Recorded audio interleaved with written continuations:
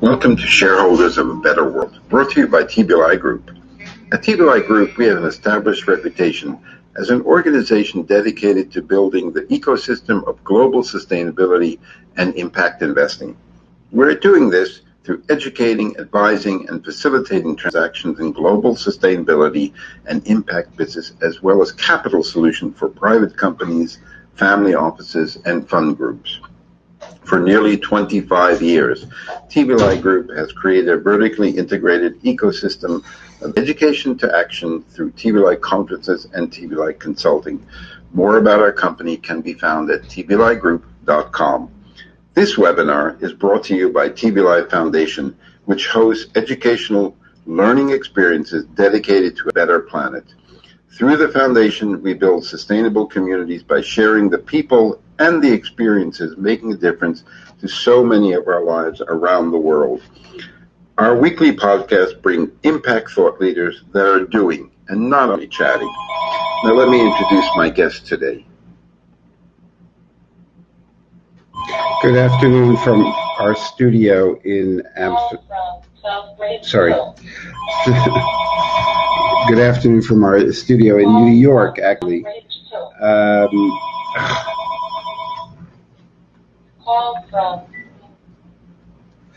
Okay, sorry about that.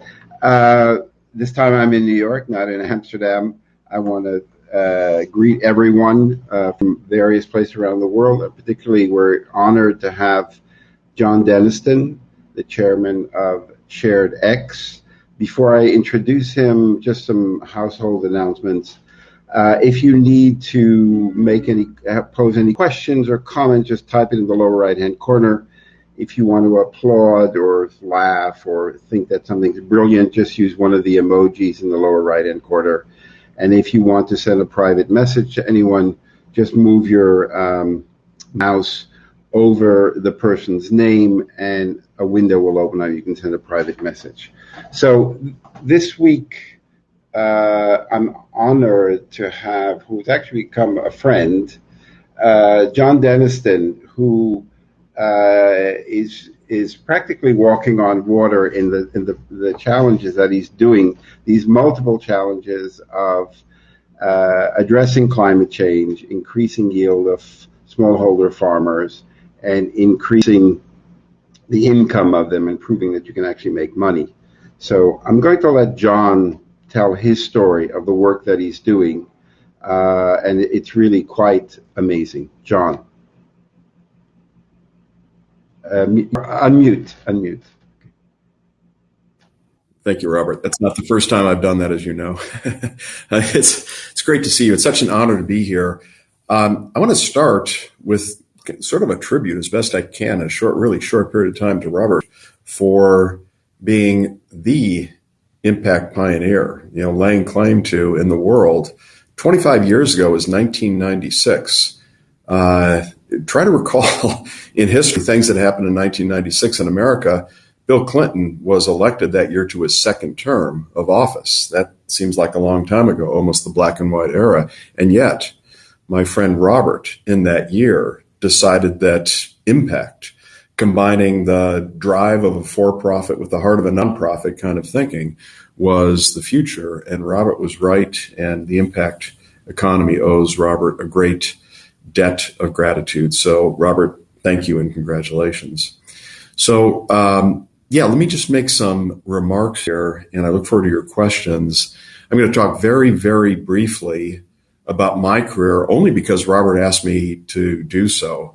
And I will make that very brief, because the short version is I've had a tough time holding a job.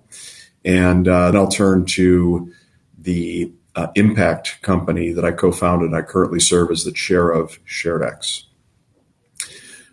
So the short version of my journey is I was born and raised in Chicago, and after graduating from school, my schooling, did a beeline to Silicon Valley. I'm speaking to you now from Silicon Valley because it seemed like there were interesting things going on here. And my plan was to return to Chicago in a year to just get it out of my system. And I never went back to Chicago because one thing after the next happened to me in my career in the following way. I came out here trained as a lawyer, joined a law firm, and became a partner there and got recruited away then to do something completely different, investment banking. I became the head of technology investment banking for Citigroup, then called Sullivan Smith Barney in the U.S., and then got recruited away again to do something completely different. I was recruited by the venture capital firm Kleiner Perkins, Caulfield and Byers. I became a senior partner there. And there I co-founded and co-ran the firm's Green Growth Fund, a growth stage fund investing in sustainability companies. That was in 2008 when that fund was formed. And then I retired from Kleiner Perkins to really pursue impact innovation. And that's why I'm looking forward to telling you about SharedX. And I'll turn to that now. I was honored to give a lecture in May. I was going to say last month, but we're already into July, at Stanford University, a graduate school course, interdisciplinary, most of it in the business school, but many students from other disciplines. And I taught the students two observations that are really at the core of what we're driving at SharedX. So those two observations are, first, the paradox of the 70s, and the second, the 2% solution. Let me describe both. In the paradox of the 70s, it goes like this. Smallholder farmers produce about 70% of the world's food, and yet smallholder communities constitute about 70% of the world's poor. Think about that for a minute. How could that be in any planet in the universe where the people that are creating and providing 70% of the nourishment for everybody are also 70% at the base of the economic pyramid? So at SharedX, the only thing we know about that equation is it's wrong. The 2% solution. Think about this. A 2% increase in soil carbon concentration could offset all the world's annual carbon emissions. You can find that in Morgan Stanley has a really good research series called The Future of Food. You can find that in the piece they wrote, I think in January of this year, on regenerative agriculture. But I'm going to say that again. If we increase soil concentration by 2%, the world goes carbon neutral. And therefore, the soil is amongst the very greatest carbon sequestration opportunities on the planet Earth, and it's being underutilized. And so I asked the students, the Stanford students, two rhetorical questions after laying out the paradox of the 70s and the 2% solution. One climate, one poverty. These are meant to be a little bit edgy. Here's the climate rhetorical question. How can we achieve the 2% solution if we don't empower the farmers who grow 70% of our food? Well, we can't. And how can we, for poverty, here's the poverty edgy question, how can we alleviate poverty if we don't include 70% of the world's poor? We can't. And so I've attended a great number of agriculture and impact conferences over the decades, and rarely is the poverty of the growers discussed, rarely is the paradox of the 70s observed, and rarely is the 2% solution, just the great unrealized power of the soil to be a climate positive force for us discussed. And that's right in the center of the bullseye of what we're targeting at SharedX. I'm going to read you now, one of the Stanford professor did a great favor for me is he asked the Stanford students to write down after my lecture their thoughts, criticism, observation. This is from one of the students. I spent most of my last job researching and funding interventions to help smallholder farmers in low-income countries. So I was one of the few who actually did know about the 70-70 dichotomy that John spoke about. This is a really important statistic and highlights the huge potential that can be unlocked by a third green revolution that brings these smallholder farmers up to speed with modern, climate-smart agriculture. So SharedX. What is SharedX? SharedX is an impact farming laboratory that has to date invented and launched 4 companies that actually anticipated the 4 agriculture sectors that have now been embraced by the stock markets, public equity investors. And those 4 agriculture and food segments are regenerative agriculture, purpose-driven consumer products, responsible farming, and health and wellness. And I'll tell you a little bit about each of our 4 companies in just a minute. But first, I want to explain impact farming. It's a novel approach to farming in and with smallholder farmer communities that contains 3 elements. Those 3 elements are regenerative agronomics, the science of how farming is being done. Second is advantage market access, skipping intermediaries to get a premium price. And the third is transformational smallholder engagement.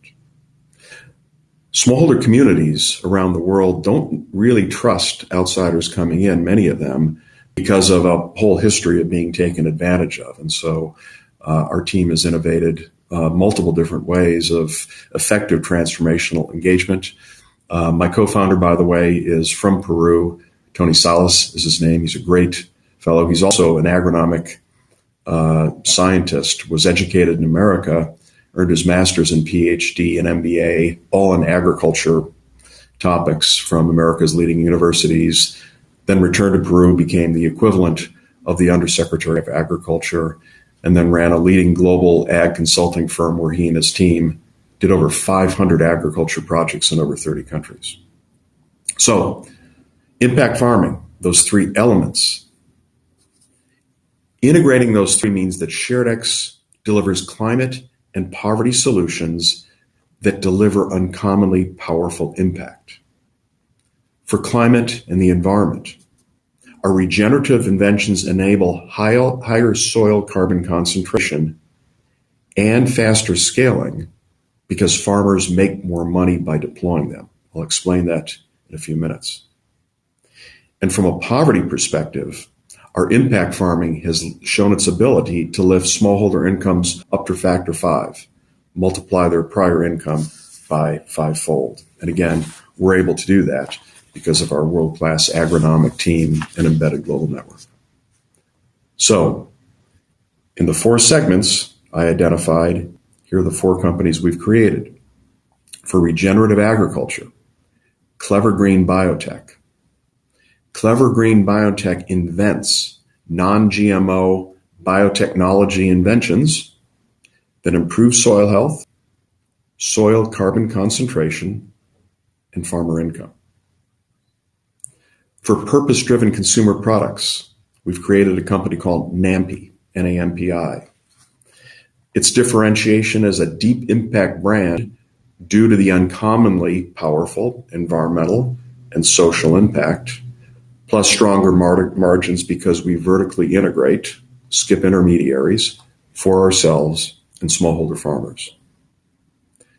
For responsible farming, we've created a company called Botanica that farms more than bananas. Botanica grows organic fresh produce that combines our agronomic competitive advantage with our locational comparative advantages with the integration and the uncommonly powerful impact. And finally, for health and wellness, we've created a company called Kamara Farms that has advantaged access to medicinal plants used by ancient civilizations.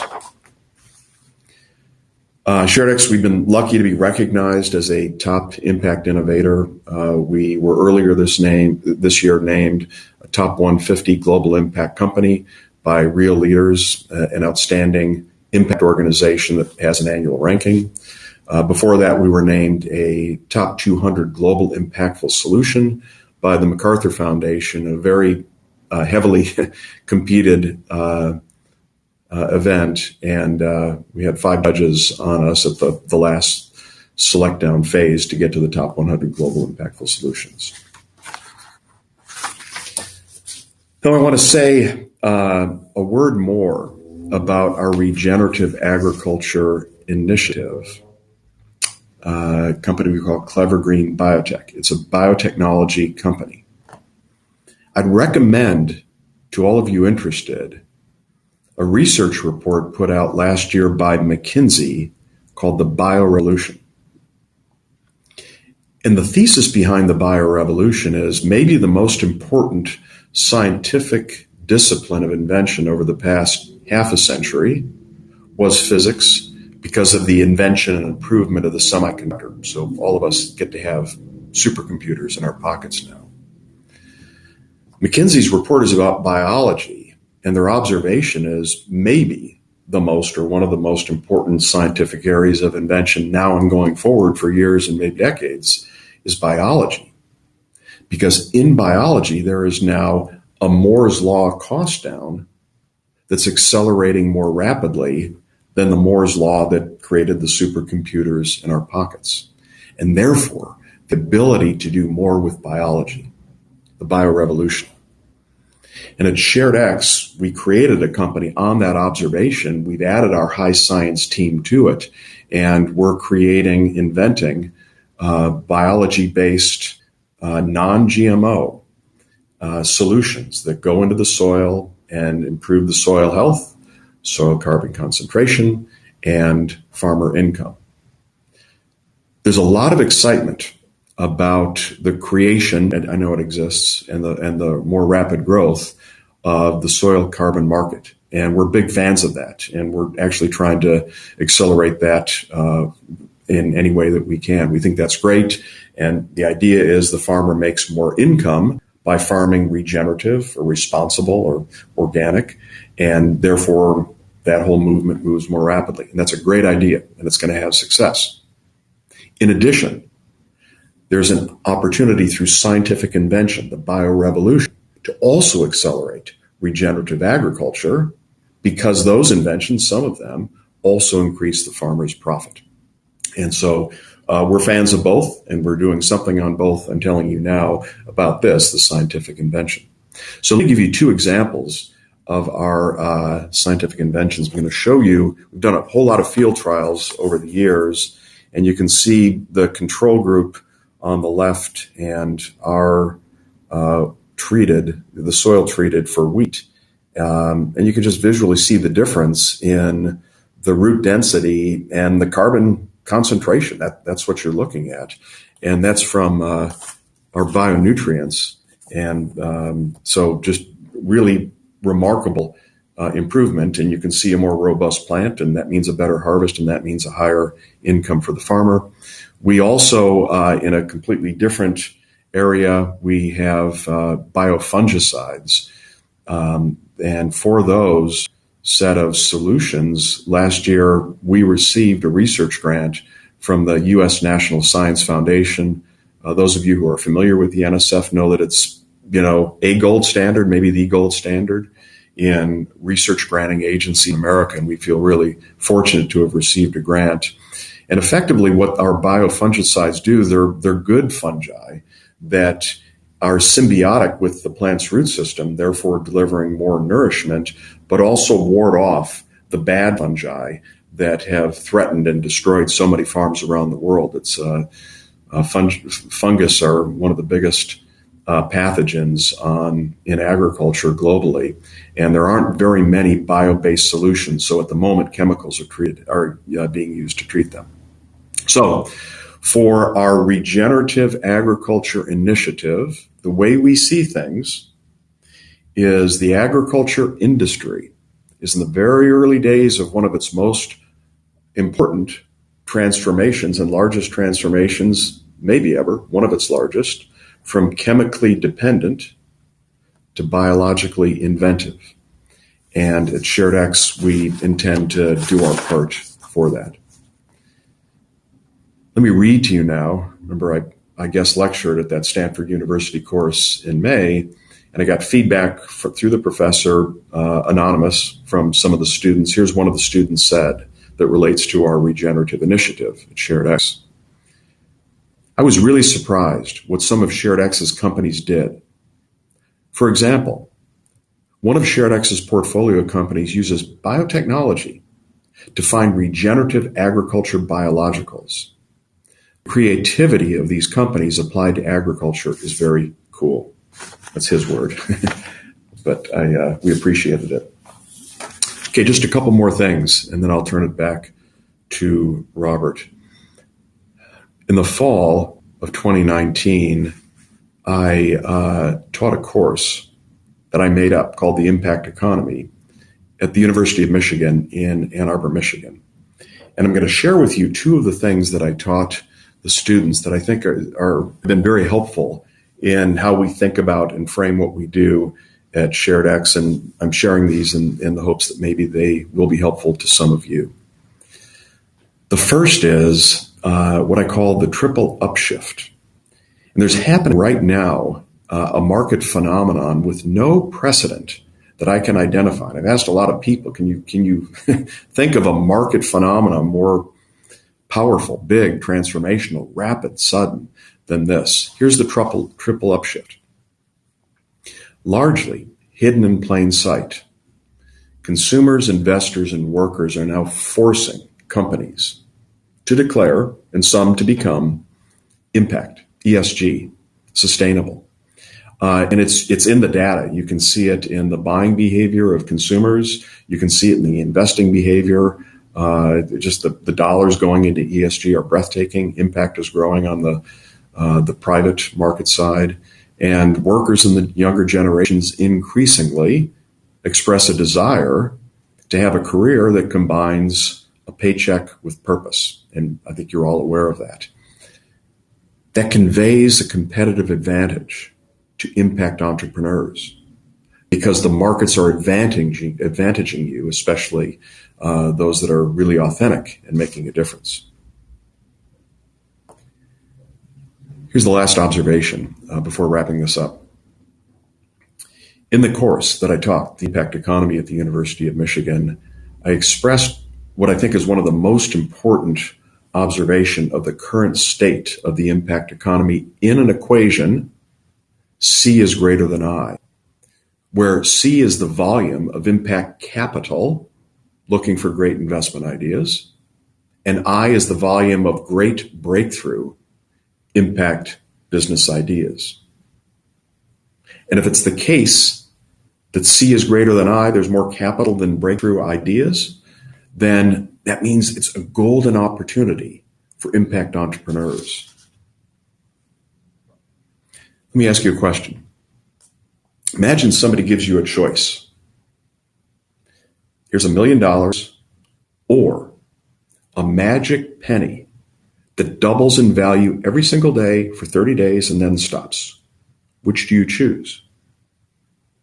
Of course, the magic penny, because the power of compounding means you have in your pocket in 30 days $5 million.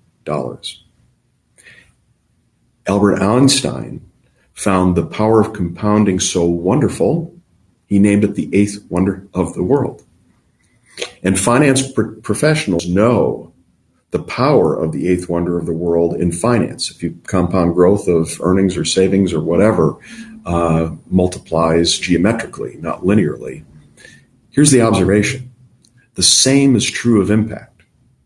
And so an impact company that steadily every single year is delivering impact creates a multiplier effect of impact in the later years.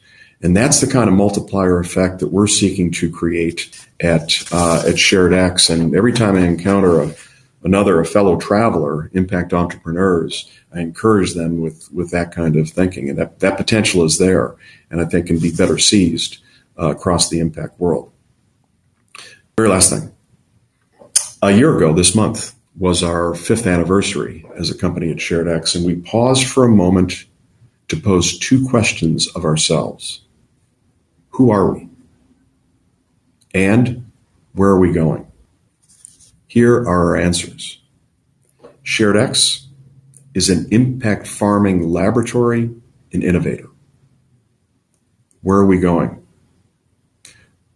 we're going to help catalyze a global impact farming movement. So thank you very much for joining today. And Robert, thanks very much for just being such a wonderful impact leader over the decades. Thank you, John. Before I open it up to any of the questions that might have been posed,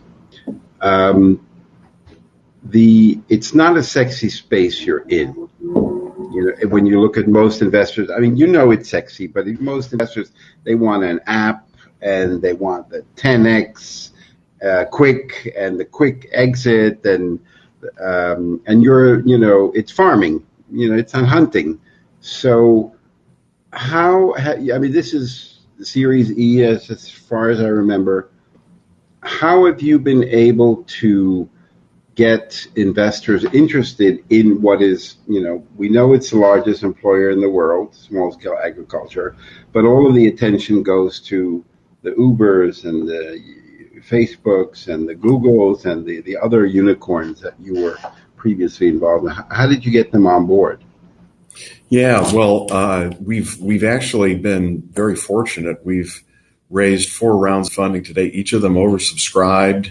And it's really been one of the great journeys of my life to encounter, especially early on, impact investors. So we have investors from 4 continents, Europe and Asia and South America, North America. And here's the thing I can report to you, Robert, you know this, is back when we were raising our Series A, felt like the BC era. We would sometimes go into meetings and, you know what, we're an impact agriculture company. And the person on the other side of the table said, wait, stop there.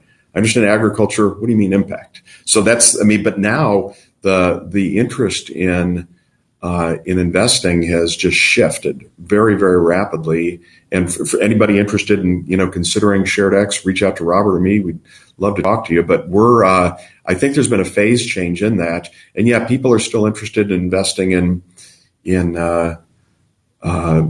Silicon Valley and other kinds of inventions. That'll happen. But more and more people are interested in investing for financial and societal return. Your focus, as far as I understood, was mainly emerging markets in Latin America. And do you have plans also to expand to Africa, Asia, North America? Yeah, so the answer is yes. Our initial geographic strategy was start in Latin America, expand there, and go to Africa. We've gone to Africa a little bit. The pandemic slowed that expansion. Now we did a really fulfilling work with coffee farmers in Zambia, and the first harvest came back with a 2x yield improvement by remote control because we couldn't travel there during the pandemic. And now we're coming to America, Impact Farming USA this fall. We're going to do regenerative field trials in African American and Native American smallholder communities in an effort to demonstrate there what we've already demonstrated in other places. You said that you, with an increase of 2% carbon sequestering, or increasing 2% the carbon concentration in the soil, you could offset the climate challenge. But I would imagine then that, are you able to securitize those credits and offer them to companies or countries that need to offset their emissions? Okay, great question. First, I'm going to repeat the observation I made before, which is there are 2 great avenues to more rapid regenerative adoption in agriculture. One is the creation and the strengthening of the carbon markets for soil-borne carbon, definitely. Separately is scientific invention, regenerative inputs that without a carbon market, we want both to be clear, but without a carbon market, accelerate regenerative adoption through higher farmer incomes. Okay, so we have 2 really great shots on goal. At SharedX, we're pursuing both. But now I'm going to turn back and answer your question. Yeah, I think it'd be the main impediment to a larger, more rapidly growing carbon market for soil is the absence of an affordable verification method. And so we're working on that. My wife and I have a daughter who's pursuing a PhD in soil science, and remote sensing is actually one of her areas of expertise. So I have some inside knowledge, and there's some good things coming down. An affordable, accurate verification method. With that, that market, that carbon market, is going to become very large, we think. The farmers, the smallholder farmers that see your yield, going up on the farm next to them, because farmers are quite conservative. They don't like to change things too much, so they don't trust outsiders. Here's these Yankees coming in there, although your partner is from the area, increasing yield, doing it better, and they're better funded. Is it hard to convince them that this is also a path for them to increase their yields and income? Yeah, it's a great question. So, like anything in life, some smallholder farmers are more willing to try something than others. You have risk takers and non-risk takers. As I said in my remarks at SharedX, not me, but our team has created several different successful ways to engage with smallholders. One of them is a hub and spoke system where we buy a mid-sized farm, not from smallholder farmers, and do our thing there, setting very high yields, robust plants, and so forth. And in America, the state of Missouri has a motto, which is the Show Me State.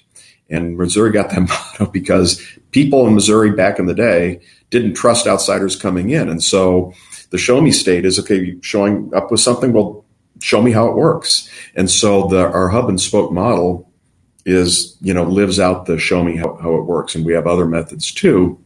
So, but I'll tell you what happens is, that we've seen in these communities is the farmers that begin and have success then build a new home, or the kid goes to school, or something like that the whole community sees. That's powerful. What's the end? What's the big vision or the end goal for you? Because if this is, you can replicate this everywhere, and as you said, most of the food is raised by smallholder farmers, so you can scale, but it's a lot of man hours, investment, and things like that. So what is your end goal? Yeah, it's really what the answer to our own question a year ago, Robert, on our 5th anniversary as a company is, where are we going? Well, we're going to help catalyze a global impact farming movement, attacking the paradox of the 70s. It's wrong that the people producing 70% of our nourishment occupy 70% of the base of the pyramid. That's just wrong. And so, it's an enormous challenge. And of course, we don't pretend that we can, of course, do it all or even a large fraction of it, but we're hoping that others join the impact farming movement. We want to help people decide to do that by having some success. Okay. There was a question here from Eric about the 2% solution. Does this apply to soils anywhere? Can it also sequester in desert soils or saline-rich soils? The answer, actually, it's so funny because I met this morning with our team. So in arid regions, we're in an arid region, and so to the extent you can farm there, you can do that. There are regions that aren't arable land, and so those are more challenging. So that 2% is the whole landmass of planet Earth. Not all of that can be farmed, mm-hmm. But the carbon increase on some of the farm can be significantly greater than 2%. Okay. Yes, Veronica, How many countries are you working in at present? And also, are you working primarily with farmers' cooperatives or unorganized farmer groups? We are in 4 countries now. We like to work with cooperatives. We like to work with cooperatives just because it's more organized. The impact scale is better, and so that's our preference, and that's been what we've done to date. Fabrice had an interesting comment. Thank you, John. Empowering smallholders versus pedal to the metal robotized corporate farming. Do we have to take sides? I haven't, and we don't. So I think, I'm definitely not going to take sides in that. There's no benefit in taking a position on that. The only thing I'm going to say is we're focused on smallholders on the farm. For myself personally, I see a beauty to that. A family, tending to the earth and, creating an income and so forth. And I hope there's been increasing farm concentration globally for many decades now, maybe a century. And I think from a social perspective, I wish we could empower more smallholder farmers to retain their land and do their thing with their family. Do the products, the agriculture products that you're growing, do you brand that and sell in Europe? That is such a great question. We sell in Europe right now. We're selling not under our brand. Okay. But that's going to change. We've vertically integrated in America. We bought, we're kind of crazy, 3 years ago, just about, we bought an American coffee roasting company outside of Philadelphia. And that's been just great for our business and the impact for smallholders because, like I said, we can now take the coffee beans, us and smallholders, all the way from the farm to the American consumer. So better financially for us and smallholder farmers, but we can tell our story directly with our brand. And we're coming to Europe to do that as well. Okay. Albert, it's more of a comment. The question is not if investors are interested, but more if the customers, farmers, and the legislatures are interested to pursue the route. It takes years to get registration for an ag product. The market is really tough, I can tell from experience. Yeah, a lot of good observations in that. Yeah, it's just like you've observed, Robert, it takes an ecosystem. But that ecosystem needs to be substitutions for chemistry, just because it has to be. And there was a time half a century ago where there were no biotech cures for cancer and diabetes and whatever, and people got on it. The cycle time for agriculturally based biotech inventions isn't as long because the clinical trials for humans are just more careful and lengthier than for agriculture impacts. I'm not saying they aren't careful in agriculture, but they're shorter and less expensive. It can be.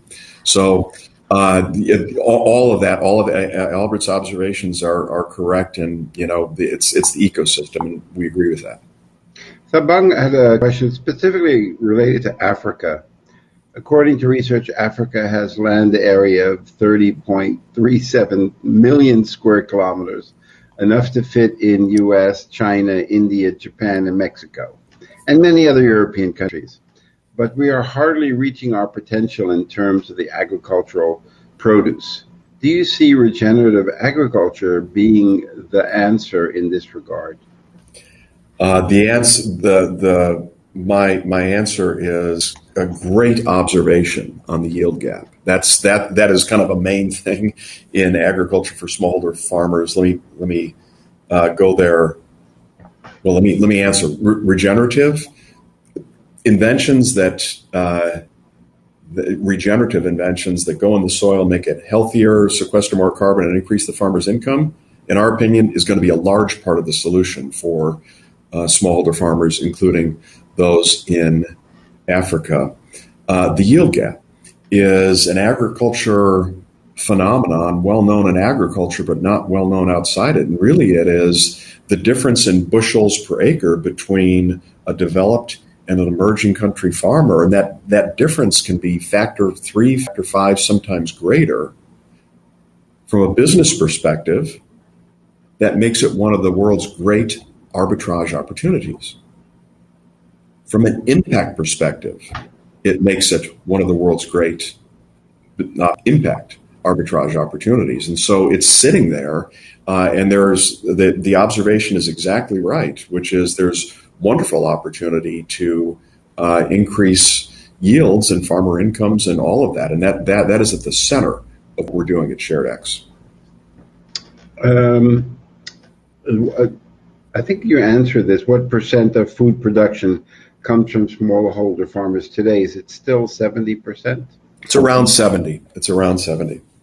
Okay. You'll see some estimates that may be 60, but over half and about 70. Aaron wanted to know, how important is it to have a uniform stamp of certification to show on the final product that asserts the value of the labor and biodiversity that went into the production? I think very important and very difficult, because verified by whom and where does the funding come up to do that? And so we're big fans of that certification.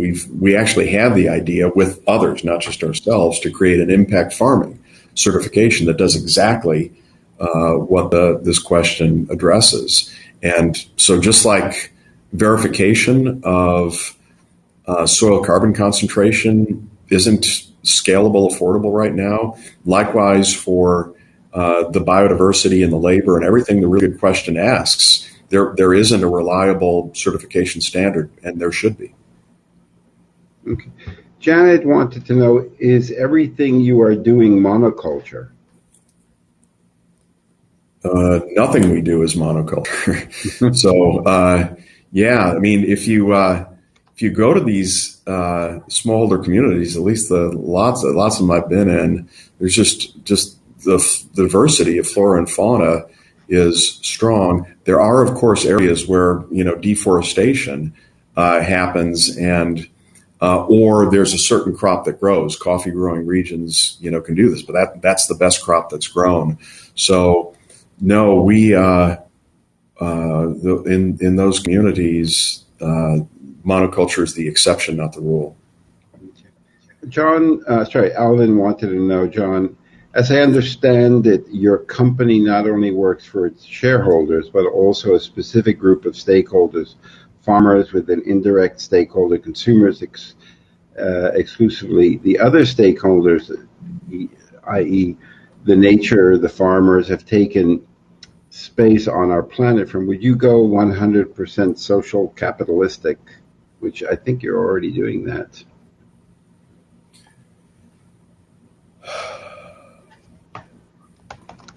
I don't know. I think in America, putting labels on things sometimes devolves into an argument on what the label means.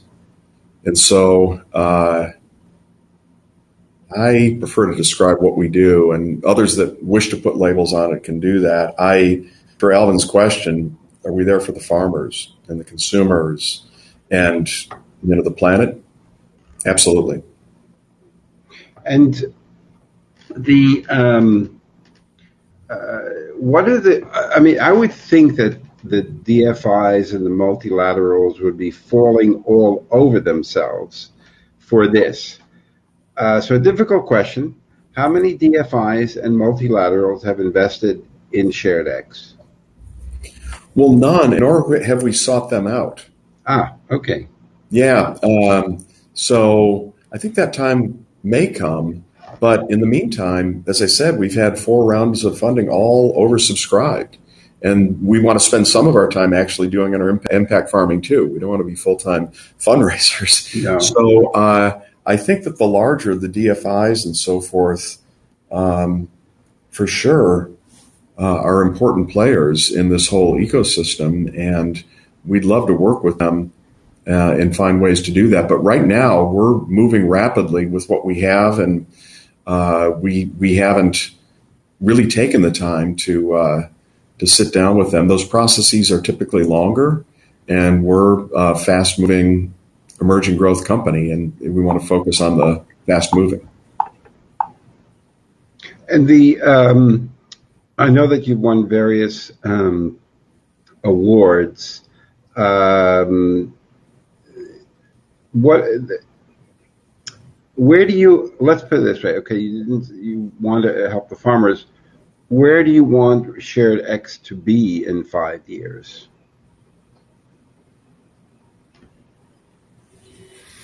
I want Shared X to be in a community of other impact farming organizations pushing against the paradox of the 70s.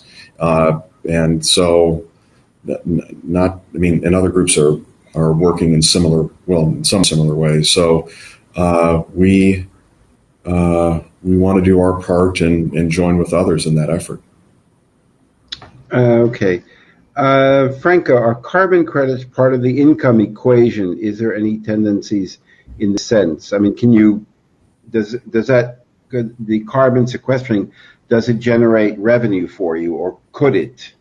Well, it doesn't today. And the absence of, affordable, accurate verification is the root cause problem for regenerative or responsible farmers the world over to obtain payments, sell carbon credits. So that's a scientific problem actually to be solved. And so today we're not receiving any money from the carbon credits, nor are smallholder farmers. We're working on that as one of many things. Fabrice, I wanted to know, agriculture is a highly concentrated sector. Example, only 3 to 4 input giants. How much is that an obstacle to scaling the regenerative agriculture globally? So U.S. and EU farmers, for instance, have little leverage. There's no doubt there's an oligopoly in agriculture on the input side, and sort of an oligopoly on the intermediary side. That's a problem.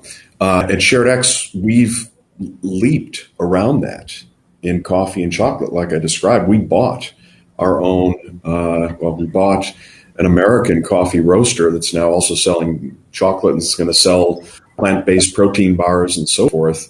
We're doing an end around that. And that's one of the legs. Impact farming is 3 things: regenerative agriculture, advantage market access. We're creating that. So we're trying to disrupt that system, and others, are trying to do it too. We're integrating that in our 3-part formula for impact farming. Nicolette wanted to ask, do you specifically address women? Because 70% of the smallholder farmers are women, 70% of consumer decisions are driven by women. Do you specifically address women? We sure do. We have a strong gender initiative at Shared X, and so I would say we're innovators on that front. And there's a lot more work that needs to be done, obviously, on gender equality in agriculture. But that is part of what we do. Yes. Aaron wanted to know, do you face any legal competition risk from some of the major global agricultural giants like Monsanto, or are you too small for them now to even bother? Well, I would say we haven't seen competition from the large agriculture groups, because for them to compete, they need to mimic our 3-part formula for impact farming: regenerative inventions. They don't do that. Number 2, skipping intermediaries. They're the intermediaries. So that's a Mobius strip, no. And then the third part is transformational smallholder engagement. That's not really what they've done. And so the answer is no, we have not. Okay. Veronica wanted to know what aspects of crop agricultural waste are addressed, considered in the biotech solutions created by SharedX. Yeah, crop agriculture waste has great potential to be part of the circular economy, to repurpose that. A lot of it has very good nutrition, carbon content, and that's already part of our, to some degree. I don't want to say all of it because that's not true, but to some degree, we're repurposing some of that, and we're learning. We can't do everything at the same time, but that's on our roadmap in the future to go more deeply into that repurposing and seizing the value, the circular economy value for crop agricultural waste. What can this, I mean, there's a lot of people listening to this live and also in the replay, and it'll be available for everyone who registered, which were quite a few. What can they do to help you? Oh, wow. Well, I love that question. That's really great. So thank you to the questioner for asking that. I would say, in a vague, general way, join the movement. The impact farming movement. We do have supporters like that who, even if they don't invest, we're finding ways for them to help us and lift smallholder farmers' incomes and deploy regenerative farming. As I said before, if any of your viewers are interested in considering an investment, we'd be happy to talk to them too. But even if not, we have found ways for people to help in various sundry ways. Bonnie, one of the final questions, is your funding all private investment, or do you also receive some grants and direct funds from government? The only government fund, it is the vast majority is private investors in our rounds of funding. We received, I mentioned before, a research grant from the U.S. National Science Foundation for one of our many regenerative solutions. And we've received a little bit of government funding, but it doesn't add up to much. Most of the funding has been through the private investors, private market investors. Okay. We're going to send the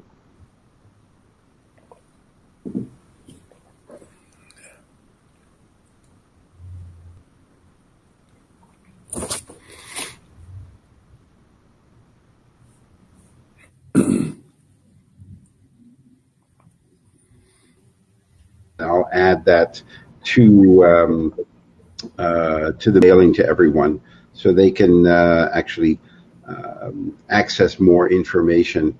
Do your ventures run into challenges in regard to that? Oh, all right. I'll take this last question. Do your ventures run into challenges in regard to land tenure, ownership, access to land to drive impact at scale? If they do, what are your learnings and solutions?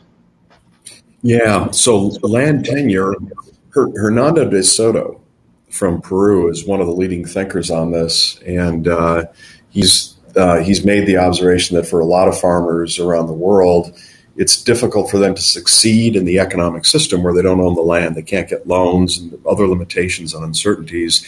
There are definitely a lot of smallholder farmers that suffer from that, and there are a large number of farmers that don't.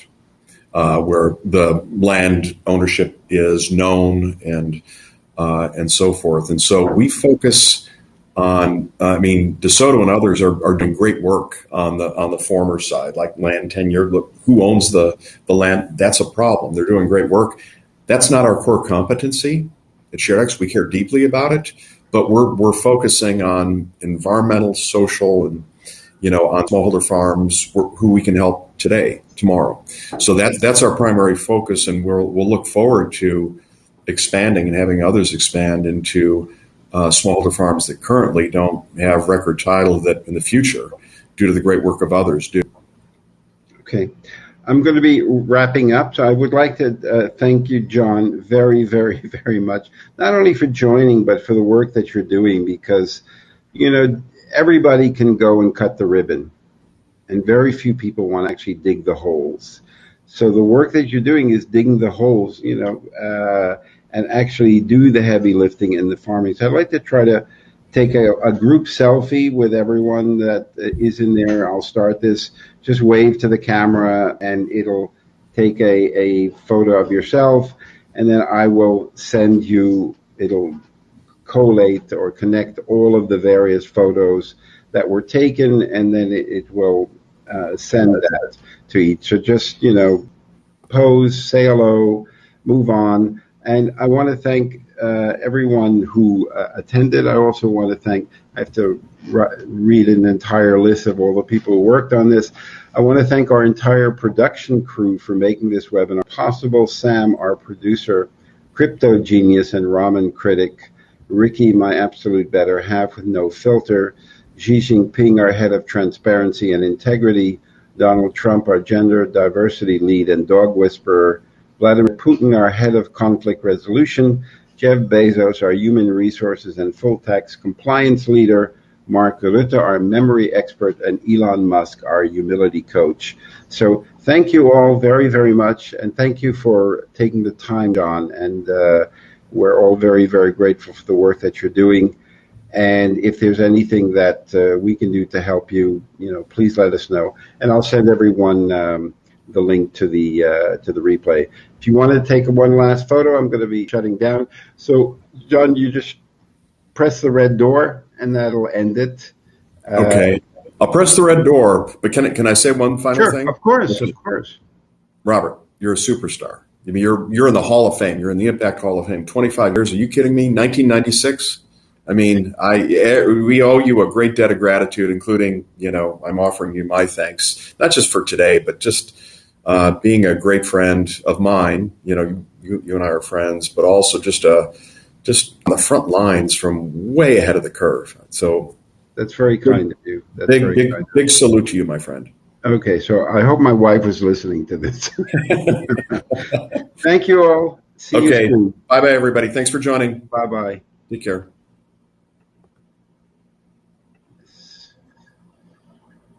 Okay. So I'll stop the streaming after the rendering of the final photo, and you can just exit. You're a very good you're a great interviewer, Robert. Did you know that? Has anyone ever told you that before? Yeah, I'd like doing it, and I'm interested in the person who's interviewing. But fortunately, we choose carefully. We don't invite everybody. So you have a really great story, and that's that makes a big difference because what you're doing is really multiple things. A lot of people keep talking of let's nuclear fusion at room temperature and all of that, but yours is actually working in a short term. You don't have to wait 10 years to see, well, maybe it'll work, maybe it won't. So no, I enjoy that. I'm going to stop the streaming.